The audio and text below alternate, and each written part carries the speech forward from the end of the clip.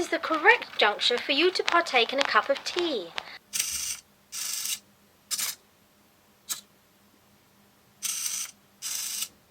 That this is the correct juncture for you to partake in a cup of tea.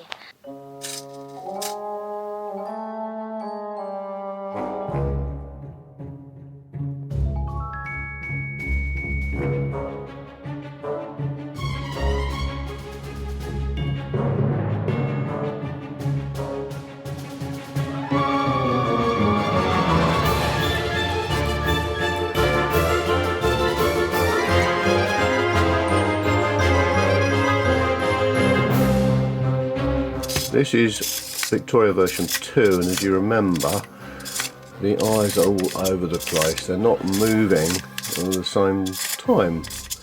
A little bit frustrating and looks odd. And if you remember, there's the reason why. The overcomplicated mechanism. We've got the servo turning a lever, or a bell crank, I think I decided in the end, and then the bell crank being linked to the eyeball with another linkage, and that is just too wobbly. And the other problem with this was that the eyelids are rubbing, the inside of the eyelids are rubbing on the eyeballs. So you can see as the eyeballs move, the eyelids move a bit.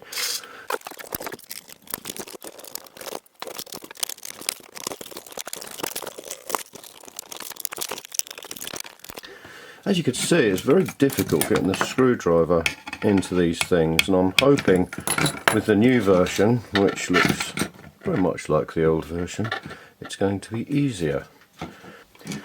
Having got this apart, this also gives me the chance to experiment with a better way of getting the dark shadows around her eyes. Originally, because I'm not used to putting makeup on or anything such as that, I used Graphite Dust, the engineer's version of makeup or eyeshadow, whatever it's called. Graphite Dust is used as a lubricant in locks, that's what I got it for. But I found by smearing it on and then spraying it with a sealer, clear varnish, it would allow me to control it, because all the time and effort that's gone into this, I really just didn't want to try and spray it with an airbrush or something and then find it splodges and then I've lost it, because this stuff is slightly absorbent. If you remember watching me making Florence, the Is It Time for Tea machine, I found that sometimes it ran. Even if I sprayed it first with primer, it would still find one of the little sort of channels left between layers of plastic, and it would run along. So I've got to avoid that. It'd be interesting, but this head now allows me, I'm going to put the eyelids back in, allows me to experiment, so that'll be good. I'm going to start off by experimenting with an amazing Magic Marker airbrush that I got when I was studying industrial design and engineering a long time ago. Beautiful thing. And today I'm going to be running it from this Revell airbrush power cylinder that's probably about as old as the airbrush, because the compressor is buried somewhere. And I'm going to start off by using Rotring Encre de China, Tinta China black, I assume. And I think this is about as old as that, because we used to use Rotrings to do our engineering drawings and things. So I'm going to see what happens. Well, I seem to remember, has it got a date on it? 1984. It's a clue to my age. I'm going to start off by using this. Here's the original, or Mark II head. I'm just going to see if I can do it. I'm not sure how well this works, because I think once it's got an extremely fine needle inside, and I think it got bent at one stage, so I'm not quite sure what's going to happen. But, dear viewers, I am going to let you see the mess that I'm about to make firsthand. I'll just put a little bit in there. Right, let's try it on a bit of paper first. Call me old-fashioned. Ooh, now that. Oh, right. Poof. It's a strange noise. If I pull it back too much, it gets all splatters. We don't want that. Not.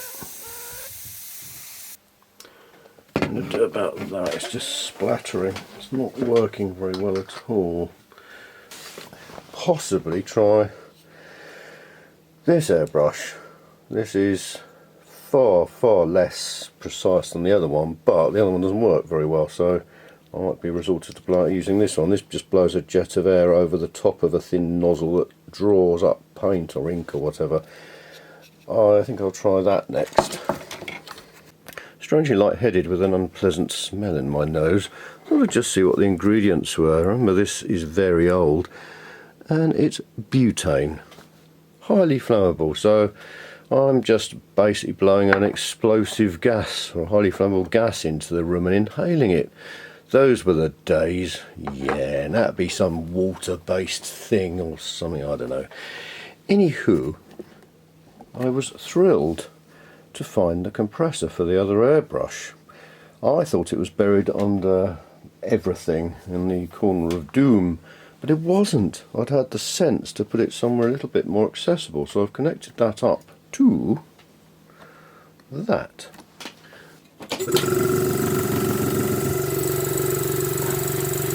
Okie dokie, let's see what havoc we can wreak this time. Well, absolutely no havoc actually. What's going on here?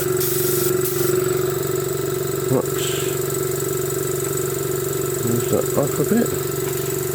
Oh, my godfathers. Down a little bit. Nope. A bit further. So you either get, don't know, give it a go. Ooh.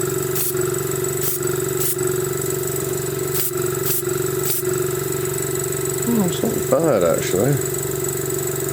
Yeah. Well, it's an interesting experiment and useful, valuable, because the ink, it does rub off a little bit, but I can probably spray that to seal it. I think it looks fine, and if I open the eyelids, aha, so there's another thing that I have learnt. What I'm going to have to do, I think, is to try and spray them separately, because there's a little bit here that's missed out on either side. And I was very pleased because I did an experiment with the eyes. Lots of problems trying to get, irises and things drawn on and stuff, and then with a bit of experimentation I managed to get it to print out. To print the eyeball out with a little raised section on, and then to print separately the outer bit, the iris. And I'm really pleased about that. It sticks with the curve, so it's not going to bang into anything. It means I can colour them or paint them, whatever, really easily, and I'm very pleased with it, basically. One other thing, I thought I would print the 0.5mm thick eyelids using the same raft method, because when I was printing them straight onto the bed of the machine again, you get a slightly thicker base to it, and it wasn't printing that properly. I don't know why, because it used to. So I thought, I know, I'll try that, print that with a raft, and annoyingly it didn't print the start of the eyelid on either of them. There's a little architectural model of some strange space age structure. It's really quite pleasant. So I need to do that again. It's this constant learning, but I like learning, so that's good. Although some of it is a bit frustrating when you think you've got it and you think, well, this prints perfectly, that prints perfectly. I put this on a raft and it does that. I mean, well, live and learn. None in that lovingly sorted out box that's still got remnants of sorting. So now we're faced with this box. Two of the smallest Lego components. Never mind, let's dig into the lucky dip. Engage brain. Use a box. Also, what's slightly annoying is as I'm sorting through this, looking for it, the very act of looking is going to help gravity to move all the smallest bits down to the bottom. Sort of the equivalent of Lego quantum particles. They're all there, and then as soon as you look for them, they all go somewhere else or move somewhere else. Go on, Ben. Mind you, I have to say, focus on the positives. I have found one. That's good. Right, one more to go, and I think I might order some on the internet. That would be prudent. Initially the feelings of sincere joy passed because I realised the first one I found was an old-fashioned one with a white middle bit, and then the other one I've just found is the modern smaller one. Let's carry on. I finally realised that I should put my son to work. He can do the sorting. He's the one that mixed it all up, and he's socially isolating anyway, so he might as well socially isolate inside a box of Lego. And it worked. He found this in a different box. We put together a little robot thing with wobbly legs, and now suddenly there's another one there. I've now got 6 of them. That's fantastic, but I will order more to replace the hundreds that we've got somewhere. So that's great. I can now get on with the eyes. I've got the eyeballs cleaned up. There's the back of them with the hole ready for the universal joint, so the eye can only move up and down, left and right, and there are the 2 little positions, little holes to put the linkages on. I've got the eyelids cleaned up now, so I'm going to join them together. I'm going to put a little drop of glue of the super variety just in the ear hole. I've cut a little brass pin that is 16mm long, 3mm diameter. Nice thing about this is I can put the other bit on, put these together, push them together, and then very quickly settle them on a flat surface, a reasonably flat surface, and that should make sure they're lined up so that our eyelids are both the same. Took a lot of cleaning up because it's very fiddly, but in the end I invested in a new scalpel blade, which made it a lot easier. And today's viewing choice is that well-known rom-com K-19 The Widowmaker, based on a true story, full of actors trying to do their very best at Russian accents. All very entertaining. I'm very pleased with this bit, actually. It's been interesting trying to work out how to get the eyes to move left and right all in one little block added on to the original eyelid bracket thing. So what I've got in the end, I've got a hole that I can put a stainless steel M4 rivet in.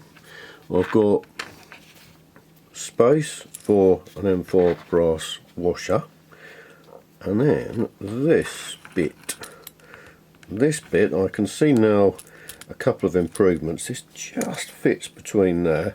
It'd be nice if it was slightly looser, because again I'm thinking about with this piece how I can service it if something goes wrong. As you can see, oh joy, it's so nice when you get something like that.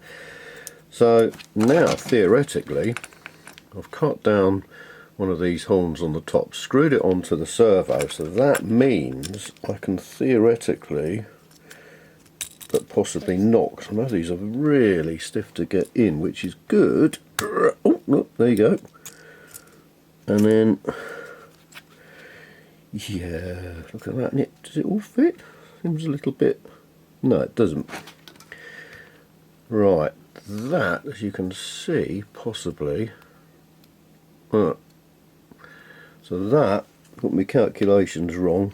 I need to reprint this bottom bit, and that is, it's about 1mm. I think I'm going to allow, because there's the washer as well, I'm going to make that this bit shorter by, I'll call it 2mm. In actual fact, I've set this to 2mm, and I'm going to try and run this through. Don't know what's going to happen. Ignition.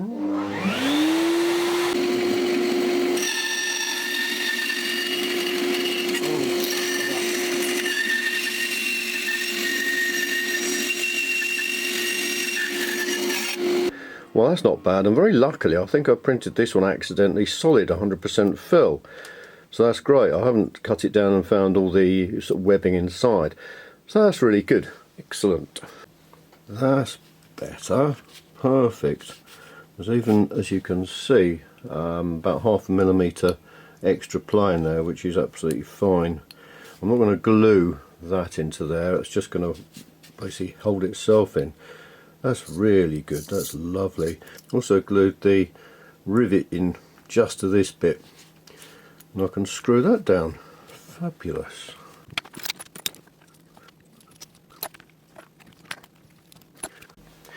I'm really pleased with this. This is great.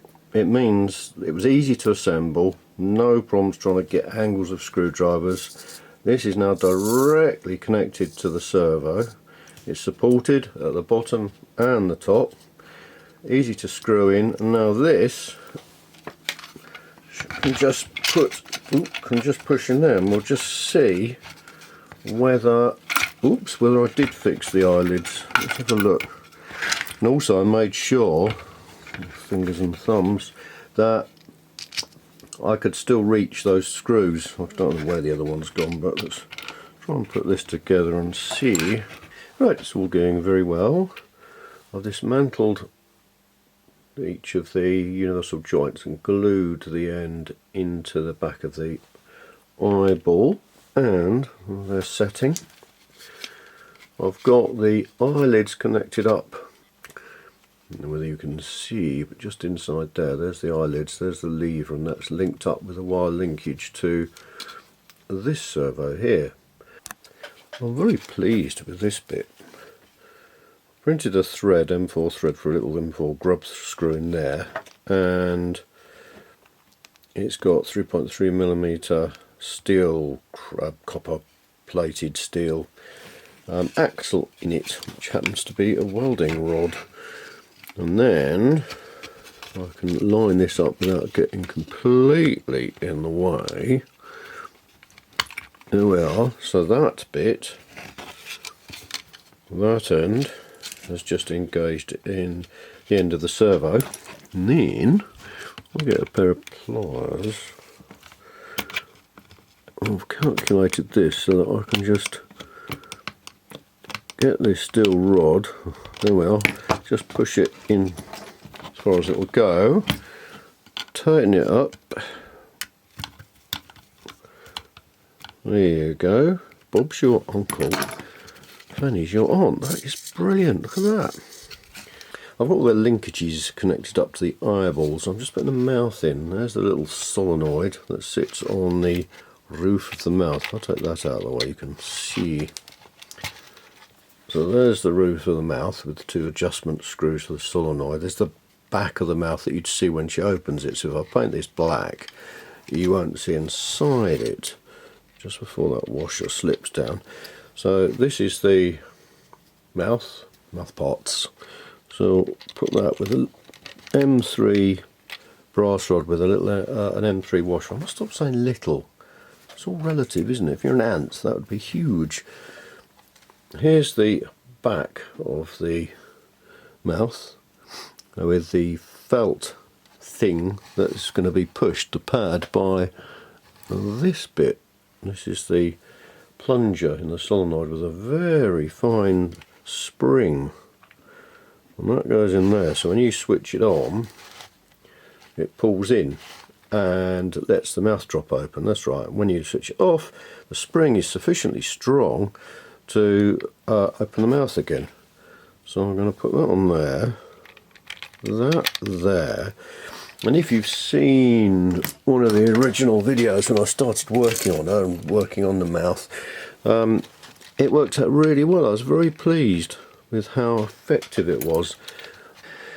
Right, I've got Victoria actually on her neck for the first time, I think.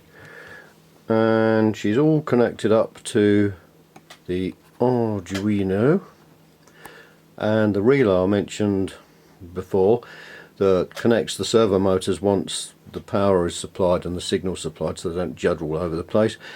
And one of the little interface, stepper motor interfaces, which I'm just using one of the so-called channels I suppose for, to control the mouth solenoid. What I'm doing now is trying to figure out where each servo should start off.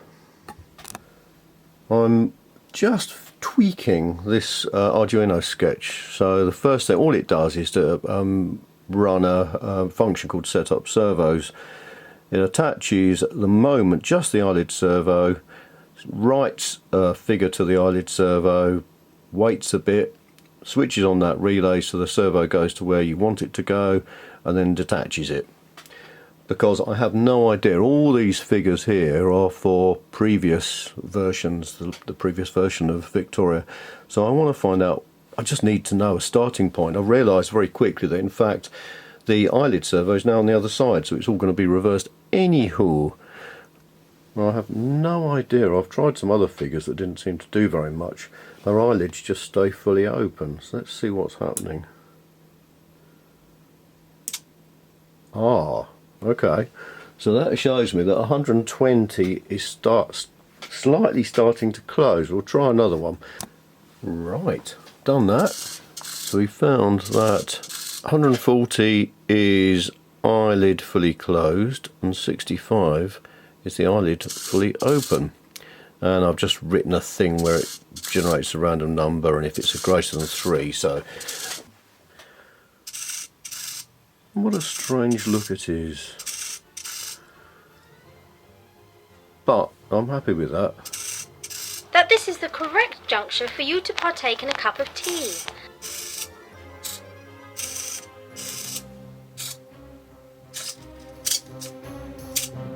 That this is the correct juncture for you to partake in a cup of tea.